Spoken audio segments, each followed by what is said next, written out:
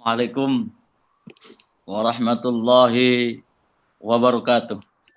Teman-teman semua yang saya lihat banyak juga dari luar daerah yang ya, baik Muhammadiyin maupun Nahdiyin maupun Tablighiyin. Jadi kan kalau jadi NU itu memang kalau kurang ayatnya itu nanti diturunkan jadi ketua PW. Jadi tidak jauh berbeda sebenarnya sikap NU dengan Muhammadiyah ini, hanya walaupun yang orang desa seperti kata Dr. Zulikodir tidak kena itu. Orang-orang NU yang di desa tidak mungkin kena karena berjemur. Jadi yang kota itu yang Muhammadiyah yang kena. Tapi ini adalah tugas kemanusiaan kita ya dalam konteks yang namanya COVID-19 ini adalah al-musibah ad-dauliyah, musibah global yang mengharuskan kita semua untuk melakukan solidaritas semesta sehingga membangun jejaring-jejaring untuk menyelesaikan itu. Jadi yadullah fauqal jamaah. Jadi tidak mungkin satu organisasi, satu institusi yang akan menyelesaikan itu, butuh caranya berjamaah. Jadi makanya NU hadir di situ juga. Jadi ada yang mengatakan bahwa kalau corona membuat Anda merana, maka NU datang dengan cinta. Nah, jadi gitu, memang begitu. Jadi tidak usah serius-serius ini kalau serius itu teman-teman Muhammadiyah yang serius itu.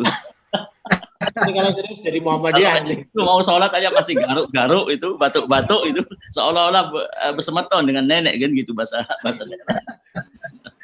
Tapi itulah kayak. Jadi ada beberapa respon saya kira. Pertama adalah respon spiritual yang di dalam menurut saya itu ya, ada respon spiritual, kemudian respon emosional yang dilakukan oleh teman-teman Nahdiyin dalam konteks ini. Jadi bagaimanapun bahwa spiritualitas ini kan melambari, mewarnai hidup kita, bahwa Allah tidak akan memberikan cobaan atau musibah di luar kemampuan kita, di luar jangkauan kita.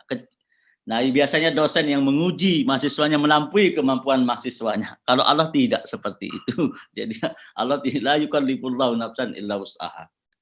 Jadi kalau Dr. Zuli itu karena sosiolog, jadi tidak akan menguji mahasiswanya di luar kemampuannya. Makanya Dr. Saiful Hamdi lulus karena ujian beliau dulu. Kemudian yang kedua, bahwa Allah tidak menurunkan penyakit ya kecuali ada obatnya. Kemudian corona adalah ujian musibah sekaligus anugerah buat kita. Jadi makanya anugerahnya biasanya seperti sampaikan tidak pernah di rumah. Dr. Zuli Pulhami orang-orang yang Bang Toyib semua. Akhirnya walau puasa dulu banyak sekali berdoa, ibu-ibu sekarang menjadi Bang Toyib sekaligus imam. Nah, yang menolak sholat di rumah itu biasanya tidak bisa jadi imam. Jadi ini makanya. Jadi saya lihat itu banyak sekali yang menolak sholat di rumah. Mau jadi masjid, saya kira banyak sekali yang tidak bisa jadi imam. Baik dalam arti imam sholat maupun imam-imam yang lain. Karena itu yang diantara faktornya. Karena memang juga ada yang di era post-truth ini juga sulit sekali memberikan pemahaman ya kebenaran kepada mereka yang sudah memiliki kebenaran tersendiri walaupun belum teruji. Jadi bahwa kayak tadi, bahwa kenapa kita takut kepada corona? Itu adalah ciptaan Allah. Kenapa? Saya bilang kadang kalian takut pada istri, padahal dia juga takut ciptaan Allah juga istri. Kenapa kalian takut? Gitu. Nah ini yang harus begitu. Terus ini, nah itu respon spiritualnya karena apa? Jadi Ibnu Athaillah As-Sekandari mengatakan rubbama wajadta minal mazidi fil faqati ma la tajidu fil shaum was shalah. Boleh jadi kita akan mendapatkan pengalaman batin dalam penderitaan yang tidak kita peroleh dalam sholat. Jadi itu sehingga memang kadang NU mengajak kita menyikapi wabah corona ini tidak perlu dengan penuh ketakutan dan kecemasan. Ihtiyatiyah perlu, tapi jangan sampai al-jaza'u indal musibah musibatun ukhra. Panik ataupun andilau antara dilema dan galau di dalam musibah itu musibah juga itu buat yang lain. Jadi itu makanya santai, tapi tentunya dengan mendengar himbauan-himbauan baik pemerintah maupun ulama. Ini yang harus kita tekankan. Bagaimanapun ulama atau pemerintah itu juga bersinergi dalam mengeluarkan himbauan. Muhammadiyah, NU, MUI dan semua ormas-ormas saya kira sudah awal, malah di Pancor itu yang pusat NW itu sejak awal TGB sudah memerintahkan beragamalah dengan ilmu bukan hawa nafsu. Jadi sudah sekelas TGB ya. Jangan kita yang baru belajar dari terjemah kemudian menafsirkan lain-lain ya. Jadi belum yang lain-lain. Dr. Zuli Qadir ini kan ulama juga, kiai juga. Hanya tidak pakai peci saja itu. Jadi juga Muhammadiyah. Kalau sudah NU, Muhammadiyah, NW bersatu itu berarti walaupun jarang dalam puasa dan lebaran itu jarang ya. Tapi kalau sudah urusan corona penyakit ini bersatu melawan yang namanya. Kemudian dalam merespon COVID juga biasa tradisi NU adalah berdasarkan Al-Quran, hadis juga ada kaidah-kaidah yaitu maqasidus syariah bahwa sianatul abdan aula min sianatil adyan. Jadi keselamatan fisik ini, hifdzun nafsi ini dikedepankan dari keselamatan-keselamatan lain. Ada maqasidul jam'iyah di atas maqasidus syariah. Nah, ini yang kadang-kadang tidak nyampe kepada kita bahwa maqasidus syariah ini kan selama ini dipraktikkan dalam ibadah personal kita, tapi belum ditarik ke wilayah-wilayah ammah atau wilayah-wilayah publik, bahwa menjaga orang agar orang lain tidak tertular juga itu merupakan maqasid syariah tadi. Jadi ada maqasidul ammah di sana. Ini yang kadang-kadang kan tidak dipahami. Jadi tapi memang memberikan literasi seperti saya katakan tadi butuh ya. Saya juga menceramahkan orang macam-macam ini ya. Jadi siang malam ya, dari pagi sampai nanti jam 18 sampai berbuka itu saya tema tentang ini. Literasi tentang sadduz zari'ah, tentang bahaya-bahaya tidak bukan masalah ini karena bisa diselesaikan dengan kita berjemur, tapi yang dilawan adalah kesombongan itu di NU. Jangan sampai ada ananiyah ini, kesombongan kita. Kalau karena panas, kenapa orang-orang di Afrika itu kena? Kalau karena di ruang AC ini, mohon maaf, kita juga jarang di AC ini, Pak Dr. Zuli. jadi termasuk orang-orang yang penuh list, penuh undangan, bukan penulis, penuh list, jadi penuh undangan. Jadi ceramah dari satu webinar atau webinar dari hari ke hari. Jadi memberikan literasi bagaimana menutup pintu-pintu kemungkinan terjadinya mudarat. Jadi itu yang literasi ya. Nah, yang kita lakukan di Nahdlatul Ulama. Tentunya memang ada anomali, ada depian di bawah itu yang memang menjadi tugas kita bersama ya.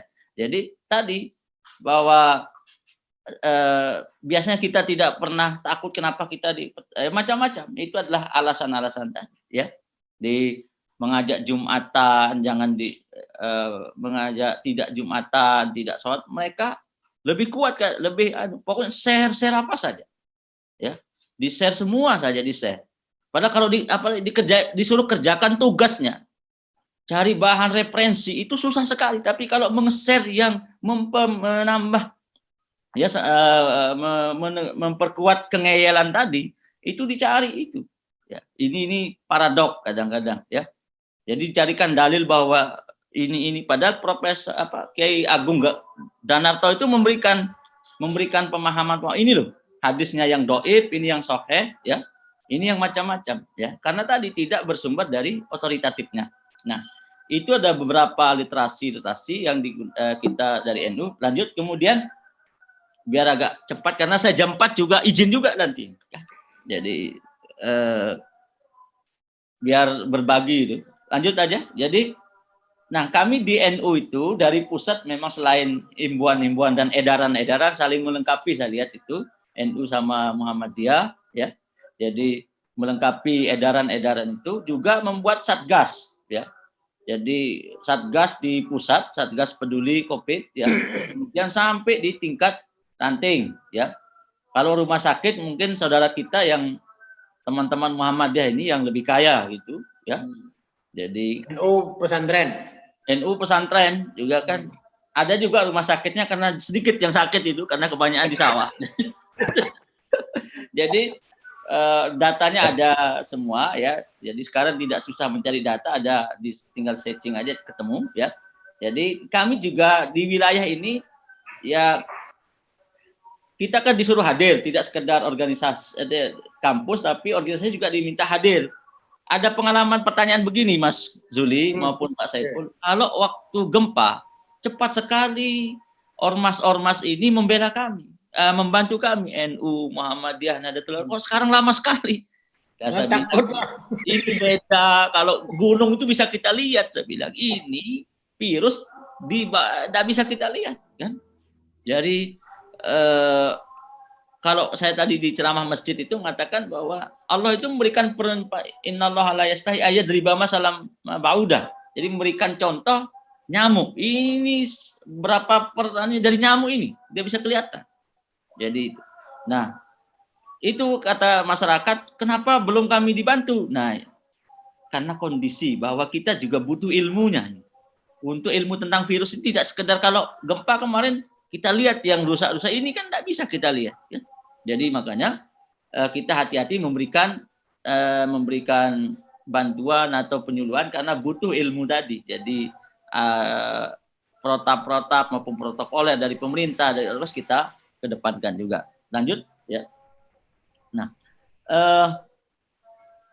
dari Satgas itu kemudian kita membangun juga posko-posko ya yang alhamdulillah jadi di laporan kami sudah semua posko ini bergerak bersinergi dengan teman-teman misalnya di luar ya. Kemarin juga terakhir dengan PSNTI, teman-teman dari Tionghoa, kemudian dari NU, dari MUI, dari NW, dari Muhammadiyah kami, kemudian di tingkat lokal ini sama Pak Gubernur yang memberikan melepas itu ya, memberikan bantuan secara simbolis. Nah, besok hari Rabu juga Ibu Gubernur ini akan juga.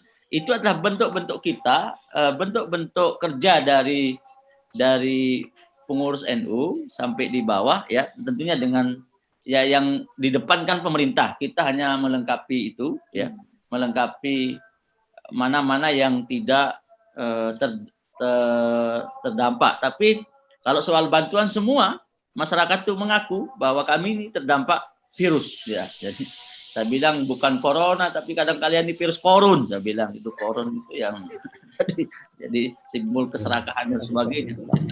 Jangan sudah dapat BLT, PKH, kemudian JPS, gemilang, minta lagi yang lain. Jadi ternyata di dalam gempa, dalam musibah ini ada pencari laba gitu kan, bahasanya Pak Aku Jakob dulu.